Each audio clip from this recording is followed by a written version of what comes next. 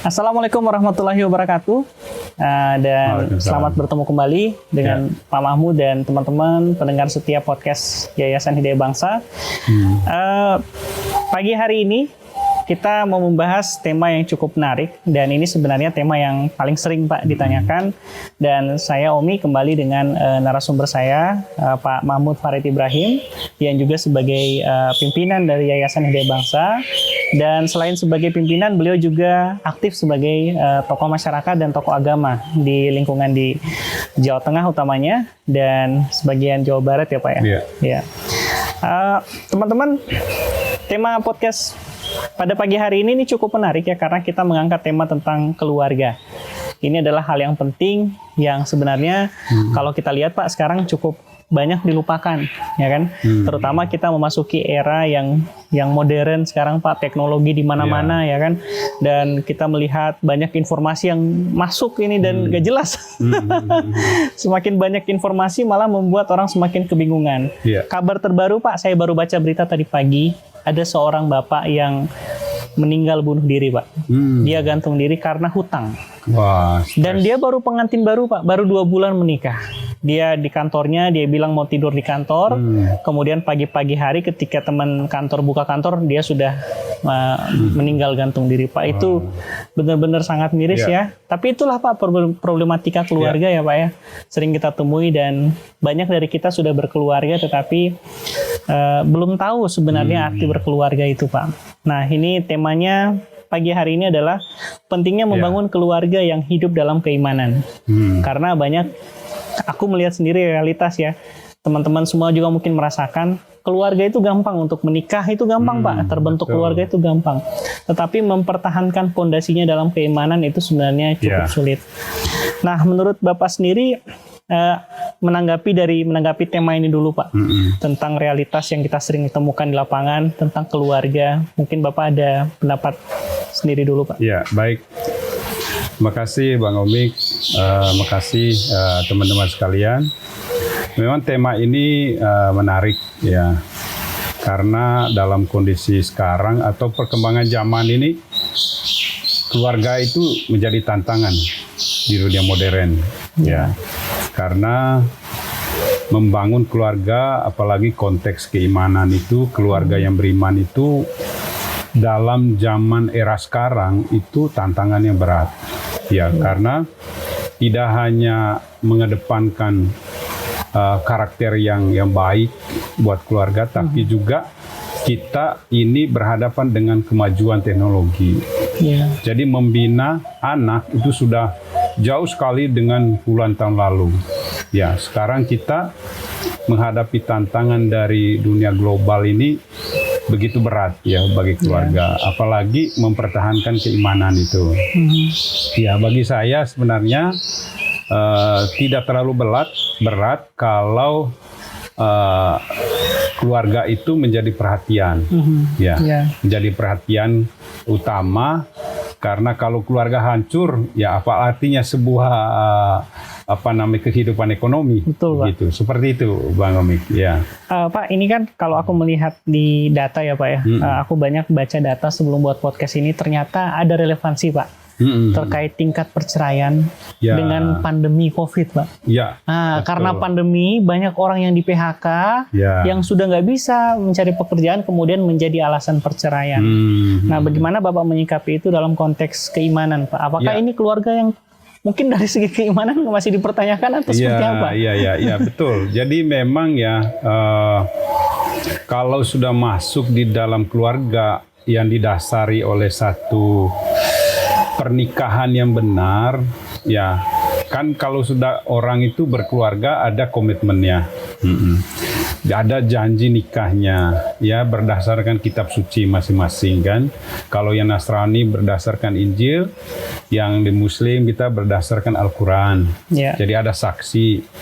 Nah, memang banyak juga orang yang sampai hari ini saya lihat sendiri mempertahankan keluarga itu bagus ya, Iya. walaupun begitu banyak tantangannya. Jadi tidak mudah untuk cerai karena dia benar-benar mengingat tanggung jawab janjinya itu. Iya. Tetapi ada juga seperti yang Mbak Omik tanya tadi ya, di tengah pandemi ini banyak yang cerai. Iya, Pak. Karena memang di dalam keluarga itu dua kendalanya, ya kendala ekonomi dan karakter.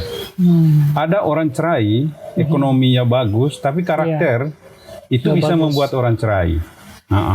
Tapi bagusnya dua-duanya harus seimbang. Karakter baik dua-duanya dan juga ekonomi juga bagus. Iya. Ya, nah sekarang banyak wanita begitu banyak suaminya tidak kerja misalnya, ya walaupun karakternya baik ya dia cerai karena Betul. lebih menekankan ekonomi. Ya, jadi dua kendala ini saya rasa itu tetap berjalan.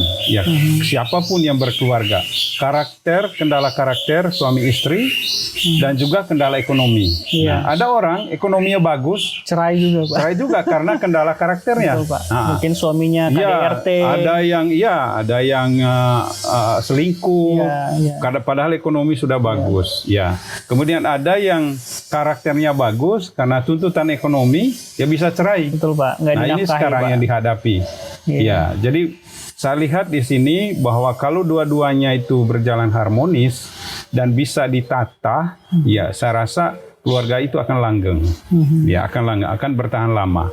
Ya, dan memang disiplin diri, kontrol diri itu ya dalam keluarga itu penting. Ya, dan juga harus ada responsibility yang kuat terhadap wanita yang dicintainya, sebaliknya dan laki-laki yang dicintainya. Kalau benar cinta itu dari awal dia pelihara, saya rasa perceraian itu minim. Iya, Pak. Karena memang sebenarnya kan kalau kita sering juga dengar kan Pak, apa yang dipersatukan oleh Tuhan tidak boleh dipisahkan oleh manusia. Nah, Ya. menghadapi fenomena perceraian ini Pak, sebenarnya siapa sih yang dituntut paling harus lebih dulu berubah Pak? Apakah si suami atau si istri Pak? Ya, kita lihat rujukan awal dari Allah ya kepada Nabi Adam alaihissalam. Iya. Ya, dan Siti Hawa. Ya, kita lihat konteks awal memang saya rasa sesuai dengan historis kitab suci itu Adam jatuh itu karena sedikit kesalahan dari istrinya. Hawa, iya. Ya, dari Hawa. Iya benar. Kita Ya tahu kan? Pak ceritanya. Ya, itu ceritanya. Itu semua paham saya rasa cerita itu. Itu prototipe lah bagi kita ya. Tetapi kalau kita melihat sekarang misalnya kalau sama-sama mencintai, suami istri itu bisa menikah sama-sama mencintai, maka sulit sekali untuk mengatakan ya bercerai itu karena alasan istrinya atau alasan suami. Seharusnya konteks mencintai itu adalah tidak lagi karena salah dia atau salah kamu misalnya. Ya wong sama-sama mencintai. Nah, harusnya masuk dalam keluarga itu bagaimana menata dan mengelola masalah. Itu yang harusnya dipelajari. Ya, karena semua orang masuk jadi keluarga itu ya, tidak bisa menghindari masalah. Seperti itu. Jadi saya rasa untuk mengatakan wanita yang bersalah belum tentu juga atau laki-laki yang bersalah atau suami yang bersalah atau istrinya. Ya, saya rasa kalau sudah berkeluarga pernyataan bersalah karena dia atau ini saya rasa tidak terlalu penting di situ. Berarti kalau ada perceraian, dua-duanya itu tidak ada mental untuk menyelesaikan masalah. Berarti salah keduanya. Salah duanya. Ya, ada juga laki-laki yang tidak bertanggung jawab. Ada juga perempuan yang tidak bertanggung jawab. Ada. Karena seperti biasanya, teman saya contohnya. Padahal sisi ekonomi udah bagus. Tapi ceweknya jatuh cinta dengan pacar lamanya. Nah, yang ini ya repot gitu. Tidak komitmen dalam percintaannya. Tapi biasanya Pak, biasanya saling menyalahkan jadinya Pak. Nah, itu yang si terjadi. Suami menyalahkan istri, misalnya si istri selingkuh. Si istri bilang, "Oh, kan kamu nggak penuhi kebutuhan aku dan kamu kayaknya karakternya kurang bagus."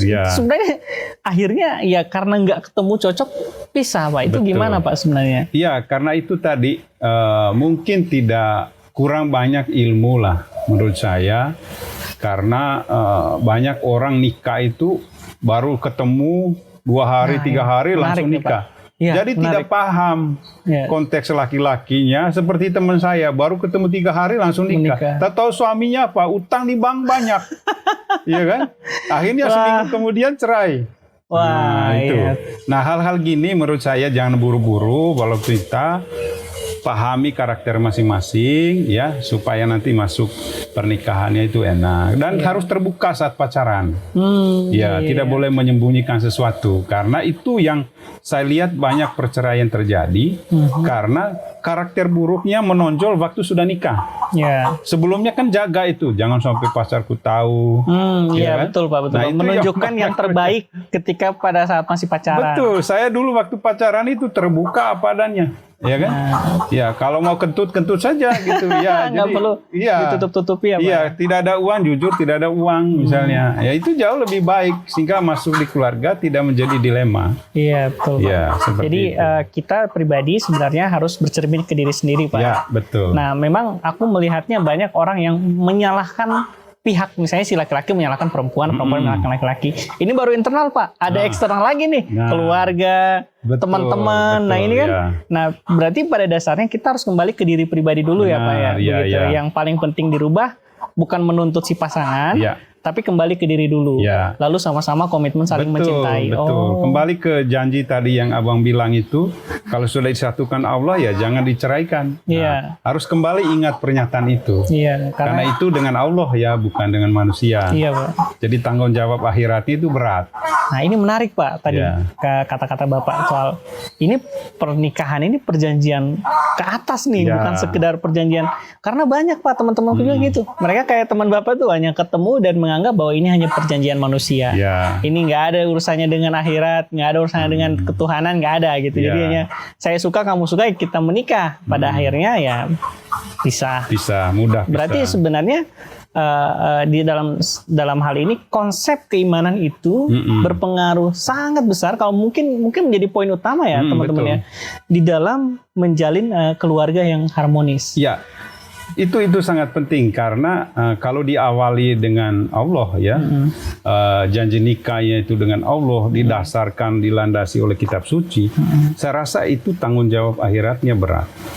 Ya, iya. apalagi orang itu pisah sudah punya anak misalnya, itu menurut saya di hadapan Allah itu berat tanggung jawabnya. Betul Pak. Ya, walaupun secara hukum dunia, ya kita punya tatanan pemerintahan, ada pengadilan memutuskan, oh ini yang salah, ini yang benar, itu tatanan dunia. Tapi janji di hadapan Allah itu ya, Nah itu lebih itu berat. sebenarnya. Ya, jadi banyak orang lupa dengan janjinya waktu nikah, didasari oleh kitab sucinya, akhirnya lupa karena emosional sesaat. Misalnya. Itu yang berat tanggung jawab akhirnya. Iya. Itu. Jadi konteks keimanan, menurut saya dia tidak bisa tanggung jawab keimanan itu di pengadilan, karena pengadilan bicara haril, ya betul. warisan apa semuanya. Tapi dengan Allah ya itu yang Beda. dia harus bertanggung jawabnya.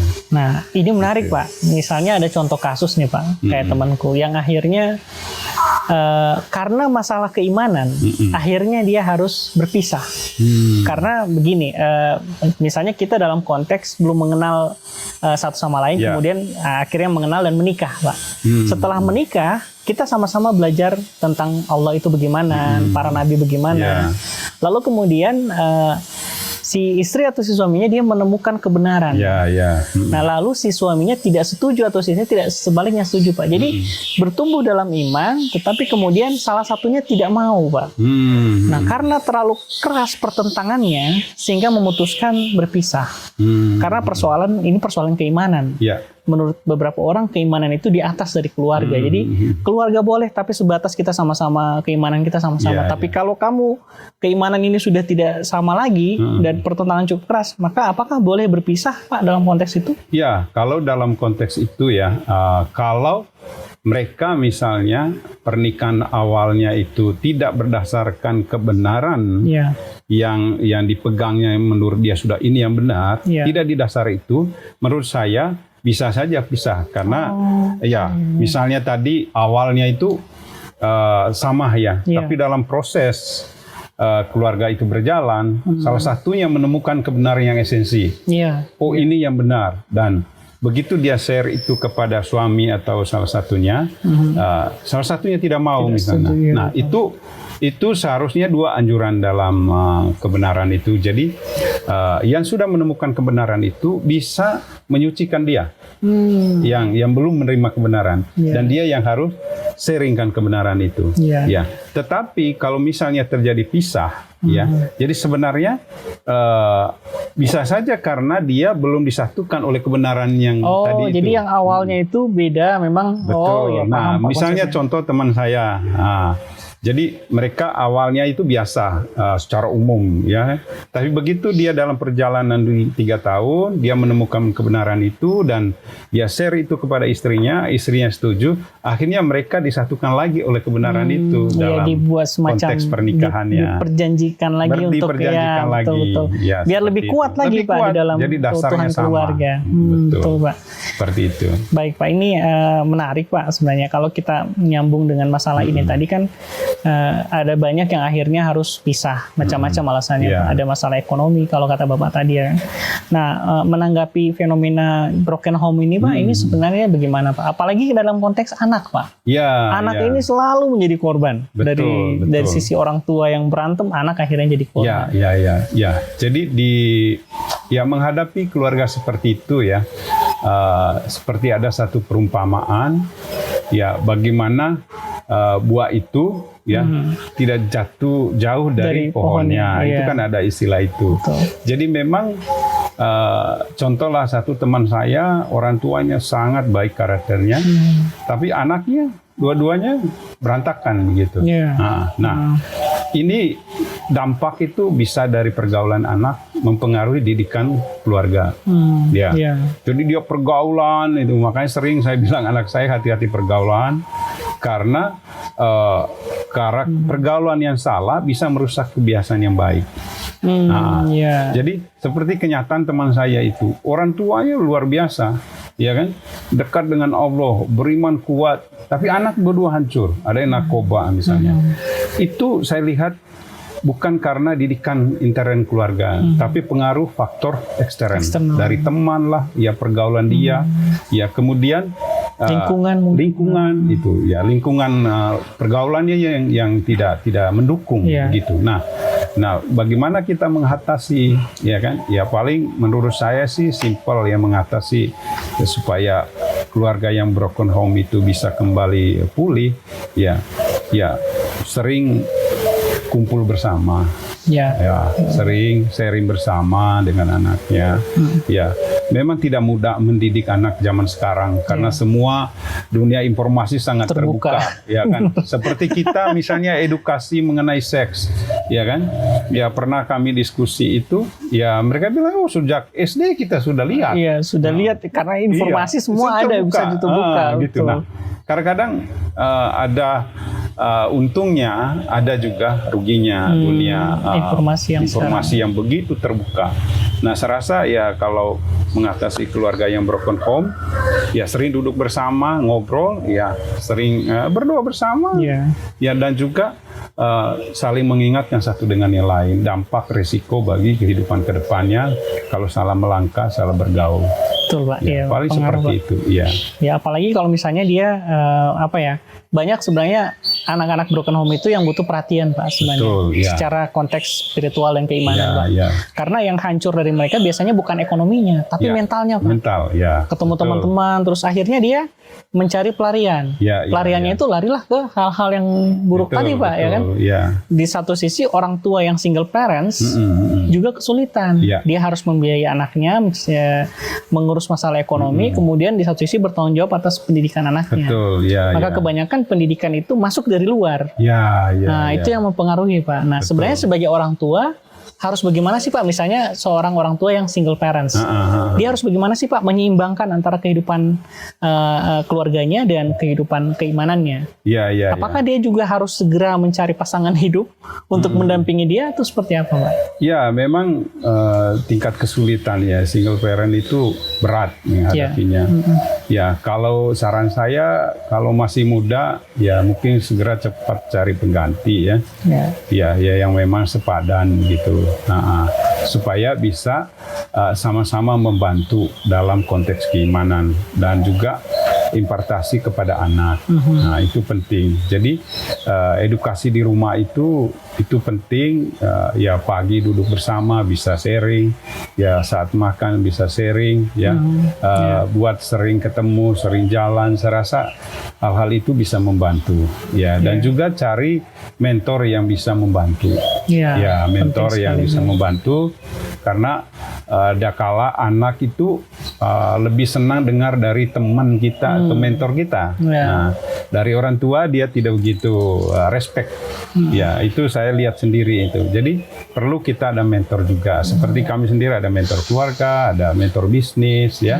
Jadi itu penting gitu supaya kita bisa curhat dan bisa sharing gitu, bisa ditolong. Ya, baik. Seperti itu. Menarik sekali Pak perbincangan hari ini, karena memang ini adalah satu yang esensial ya teman-teman, satu yang sangat penting dalam mempertahankan keutuhan keluarga berdasarkan fondasi keimanan.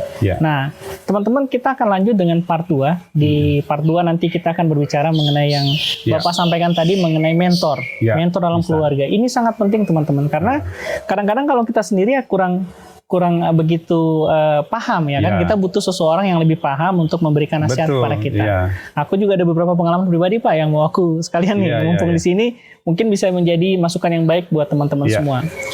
Kita akhiri dulu yang part 1, jangan lupa nanti nonton untuk part 2-nya setelah video ini. Terima kasih teman-teman. Assalamualaikum warahmatullahi wabarakatuh. Waalaikumsalam warahmatullahi wabarakatuh.